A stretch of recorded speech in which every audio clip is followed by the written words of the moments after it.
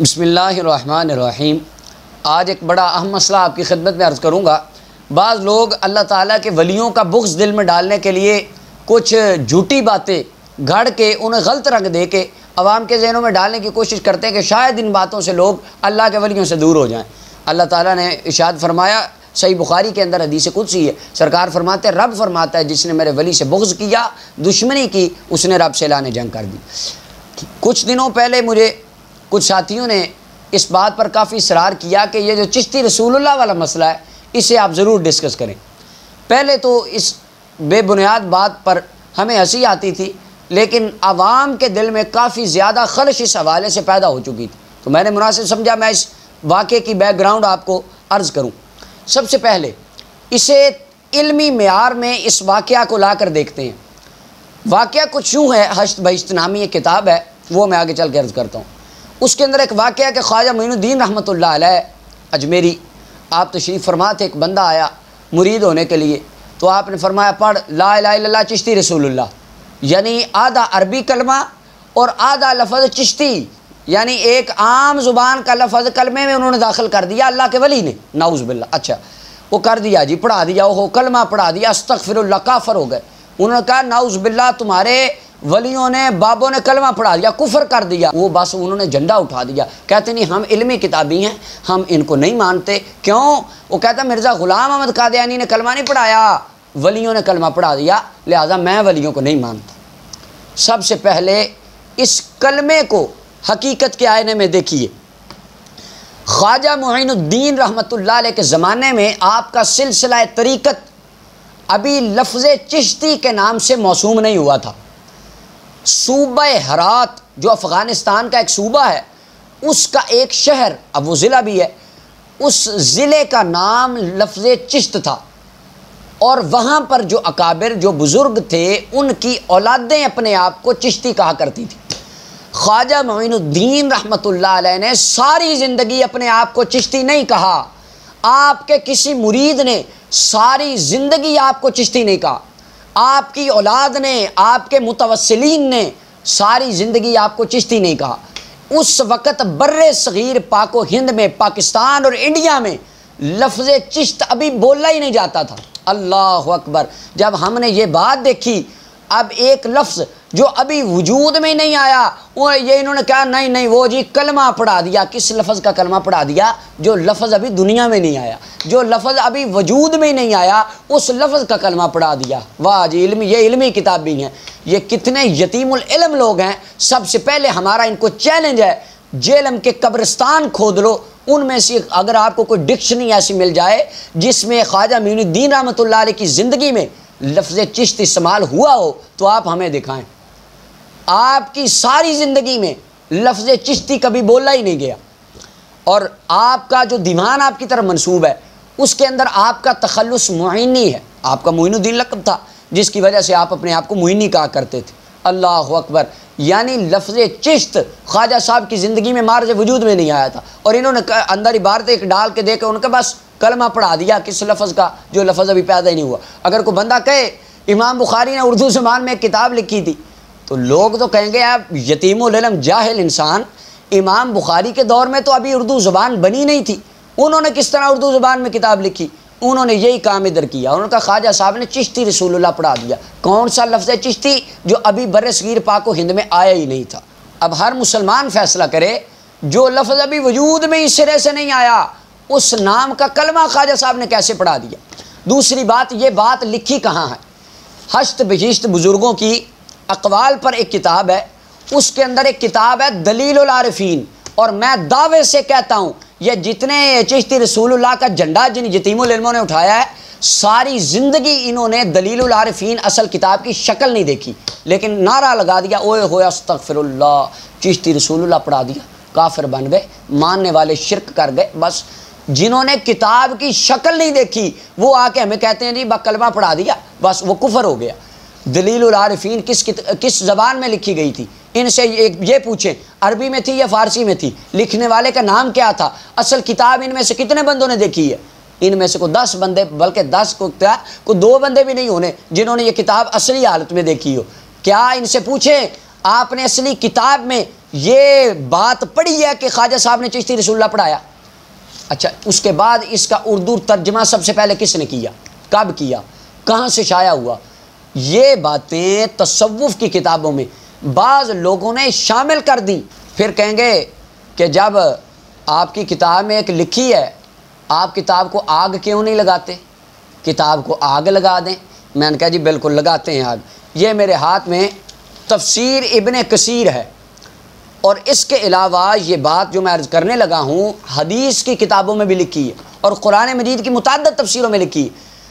حضرت عبداللہ ابن مسعود رضی اللہ تعالیٰ عنہ، قل اعوذ برب الفلق قل اعوذ برب الناس، ان دو صورتوں کو قرآن کا حصہ ہی نہیں مانتے تھے۔ یہ بات اس میں لکھی ہے۔ قرآن کا ایک لفظ کا انکار کرنے والا دار اسلام سے خارج۔ آپ بندہ اپنی عقل سے سوچے، کیا عبداللہ بن مسعود یہ بات کر سکتے ہیں؟ کہیں جی نہیں، استغفر اللہ، وہ تو صحابی تھے، وہ یہ بات تو کر ہی نہیں سکتے۔ اس کتاب میں لکھی ہے۔ اب میرا سوال ہے، یہ کتاب چھپ کیوں رہی ہے؟ اس کتاب کو آپ کے مولویوں نے، وہ جیلم والے یتیم العلم دوست نے اس کتاب کو آگ کیوں نہیں لگائی؟ جن جن حدیث کی کتابوں میں یہ روایت ہے، آج تک یہ روایت نکالی کیوں نہیں گئی؟ اور ان کتابوں کو آگ آپ لگا سکتے ہیں؟ تو کہیں گے نہیں نہیں استغفر اللہ، یہ تو قرآن کی تفسیر ہے، اس میں جو غلط بات اگر کوئی لکھی ہے ہم اس کو رد کر دیں گے، اس کو ہم چھوڑ دیں گے، ہم اس کو نہیں مانیں گے۔ تو حشت بہشت کی طرف جب یہ اصول لاتے ہیں ہم، تب آپ پر کے علم پر موت واقعہ کیوں ہو جاتی ہے؟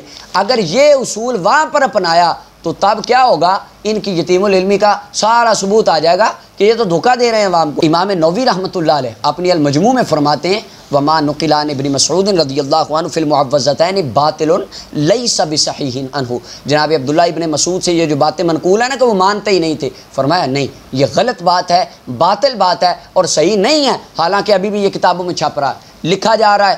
نکالتے کیوں نہیں؟ اور بھئی جو جھوٹی باتیں اگر کسی نے شامل کر دی ان کو قرآن و سنت کا حصہ نہیں مانا جائے گا، ان کو بزرگوں کا حصہ نہیں مانا جائے گا، وہ جھوٹی بات سمجھ کے رد کر دی جائے گی۔ اور دوسری بات جناب عبداللہ ابن عباس سے مروی ہے کہ وہ 7 زمینوں اور 7 آسمانوں کے ہر نبی ہونے کے قائل تھے، یعنی وہ فرماتے تھے، یہ ان کی طرف منقول ہے، ان کی طرف منسوب ہے، یہ بات فرمائی نہیں انہوں نے کہ ان کی طرف منسوب ہے بات، کہ عبداللہ ابن عباس کہتے تھے 7 زمینیں 7 آسمان ہیں، ہر زمین میں آدم بھی ہیں، نوح بھی ہیں اور محمد بھی ہیں۔ نعوذ باللہ، اگر یہ عقیدہ رکھیں ختم نبوت والا عقیدہ کدھر جائے گا؟ اور وہ بھی ساری کتابوں میں، یہ فتح الباری میں اور دیگر اس طرح کی کتابوں میں یہ باتیں چھپ رہی ہیں۔ آج تک انہوں نے ان کتابوں کو آگ کیوں نہیں لگائی؟ ان کتابوں میں سے نکلوایا کیوں نہیں؟ اور ان کتابوں کے حوالے دیتے نہیں تھکتے۔ صحیح ابن خزیمہ، مسند ابی عوانہ اور دیگر حدیث کی کتابوں میں یہ جھوٹی روایات موجود ہیں جو سند کے اعتبار سے بالکل مجروح اور غلط ہیں، ان کی طرف منسوب کر دی گئی۔ اب آج تک انہوں نے کیوں اس بات کو لوگوں کو نہیں بتایا؟ یہ کتابوں سے آپ نے باتیں نکلوائی کیوں نہیں؟ کیا آپ ان باتوں کو مانتے ہیں؟ تو کہیں گے نہیں نہیں ہم نہیں مانتے۔ اور دوسری بات، اگر ان باتوں کی صحابہ کی طرف جھوٹی باتیں منسوب ہوں، ان کی سند غلط ہو، کوئی مسلمان نہیں مانتا۔ میں پوچھتا ہوں، یہ جو چشتی رسول اللہ والا جھوٹا ڈنگوسلے پہ مبنی کلمہ جاری کر دیا، اس لفظ کا کلمہ ثابت کر دیا جو لفظ یہ بھی شائع نہیں ہوا تھا، بھئی اس واقعے کی سند کیا ہے؟ خواجہ صاحب تک اس کی سند پہنچتی ہے؟ ہم کہیں رسول اللہ کی مٹھی میں پتھروں نے کلمہ پڑھ لیا، ہرن نے رسول اللہ کی نبوت کی گواہی دے دی، گو نے حضور کا کلمہ پڑھ لیا، حضرت عمر نے مدینہ بیٹھ کے وہاں پر آواز ماری یا ساریۃ والجبل، امام بخاری کی قبر سے خوشبو آ، کہتے ہیں استغفر اللہ، کہانیاں گھڑ لیں، جھوٹ گڑھ لیا، جھوٹی سندیں بنا لیں، لکھا ہی نہیں، کہتے ہم مانتے ہی نہیں۔ کیوں؟ سند نہیں، سند ہی کمزور ہے، سند ہی جھوٹی ہے، سند ہی ضعیف ہے۔ اوے جو چشتی رسول اللہ کا جھنڈا تم نے اٹھایا ہے، اس کی سند کون سی تم پر آسمان سے نازل ہو گئی جو تم نے یقین کر لیا کہ یہ خواجہ صاحب نے پڑھایا؟ اب آخری بات، ہم اس عبارت کو کس نظر سے دیکھتے ہیں؟ یہ میرے ہاتھ میں فتاوی رضویہ جلد نمبر 15 صفحہ نمبر 255، اس میں امام احمد رضا بریلوی رحمۃ اللہ علیہ فرماتے ہیں، کوئی کتاب یا رسالہ کسی بزرگ کے نام سے منسوب ہو، اس سے ثبوت قطعی کو مستلزم نہیں۔ کیا مانا؟ وہ اگر کوئی کتاب کسی بزرگ کی طرف منسوب ہے تو اس کا یہ بات یقین نہیں ہوتا کہ واقعی وہ بزرگ نے کتاب لکھی ہے۔ اور آگے فرماتے ہیں بہت سارے رسالے خصوصاً اکابر چشت کے نام منسوب ہیں جن کا اصلاً کوئی ثبوت نہیں۔ چشتی بزرگوں کی طرف بہت سی ایسی باتیں منسوب ہیں جو بالکل جھوٹی اور من گڑت باتیں ہیں، یہ اہل سنت و جماعت کا عقیدہ ہے۔ اور اس کے بعد کسی کتاب کا ثابت ہونا اس کے ہر فکرے کا ثابت ہونا نہیں ہے۔ کہتے ہیں نہیں استغفر اللہ، وہ کشف المحجوب میں یہ لکھ دیا، فلانی کتاب میں وہ لکھ دیا۔ اور تمہیں کس نے بتایا کہ داتا صاحب نے سارے الفاظ اپنے وہی لکھے ہیں یا خواجہ صاحب کے سارے الفاظ انہوں نے لکھے ہیں؟ اس واقعے کی سند بیان کرو۔ پھر کہیں گے جی آپ نکالتے کیوں نہیں؟ ان عبارتوں کو نکال لیں تو ان سے گزارش ہے جو نیا ایڈیشن آیا ہے حشت بہشت کا، ان میں سے علماء نے زور ڈال کے وہ عبارت نکلوا دی ہے۔ اب بات یہاں ختم نہیں ہوگی، اب آپ سے میں کہوں گا تفسیر ابن کثیر سے، مسند ابی عوانہ سے، اور مسند طیالسی سے، فتح الباری سے، اور دنیا کے جس حدیث کی کتابوں میں نبی پاک کے صحابہ کی طرف جھوٹی باتیں منسوب ہیں، آپ ان کتابوں کو آگ لگائیں گے یا ان کتابوں سے وہ باتیں نکالیں گے؟ آگ تو نہیں لگا سکتا کوئی مسلمان بھی، آپ میں بھی شاید اتنی غیرت ہوگی، یہ یتیم العلموں میں آگ نہیں لگائیں گے، لیکن ان کتابوں سے آپ عبارتیں کب نکلوائیں گے؟ اب جو بندہ کہنا چشتی رسول اللہ، ان کو کہیں عبداللہ بن مسعود کی طرف جو کفر منسوب کیا ہے یہ تم کتابوں سے کب نکلوا رہے ہیں؟ آخر میں میری عرض ہے آج کے بعد آپ کو کوئی کہے چشتی رسول اللہ، سب سے پہلے اس کو کہیں چشتی لفظ خواجہ صاحب کی زندگی میں اگر تو کہیں بھی استعمال ہوا ہے دنیا کے کسی ڈکشنری سے دکھا دے، کسی لغت کی کتاب سے لفظ چشتی دکھا پہلے خواجہ صاحب کی زندگی میں جو تو کہتا ہے انہوں نے کلمہ پڑھایا۔